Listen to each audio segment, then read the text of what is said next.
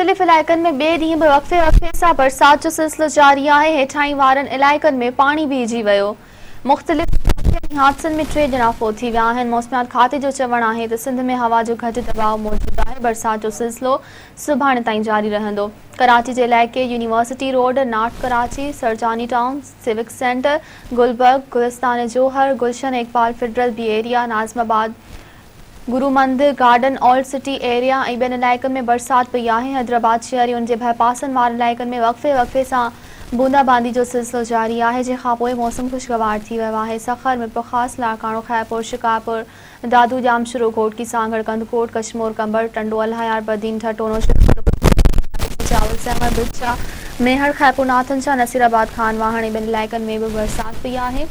पीर जो ॻोठ, ठरी, मीरवा, रतोदेरो, मधेजी, बाझे, वगड़, वाहिर कोट, गुलाम मोहम्मद, खेपरो, गढ़ी, खेरो, प्यारो, भानसेदाबाद, मिठियाणी, फ़कीराबाद, कंबो, बावड़ो, जोही, तंगवाणी, गोसपुर, मोरो, कमालदेरो, पटीतन, रानीपुर, दौलतपुर, भिरिया सिटी ॿिनि इलाइक़नि में बि बरसात पई आहे, जंहिंखां पोइ गर्मी जो ज़ोर टुटी वियो आहे। अहमदपुर में बरसात दौरान विझी किरण सबबि नौजवान सनाउल्ला में फ़ौत थी वियो। पिशावर जे वार्ड नंबर 7 में बिजली जो करंट लॻण सबबि शबीर शाह फ़ौत थी वियो, जॾहिं त गौसपुर जे ॻोठ केटी बाचकाणी में नौजवान बाचकाणी करंट लॻण सबबि फ़ौत थी वियो। मौसमियात खाते जो चवणु आहे त सिंध में हवा जो घटि दबाव मौजूदु आहे। बरसातनि जो सिलसिलो सुभाणे ताईं जारी रहंदो।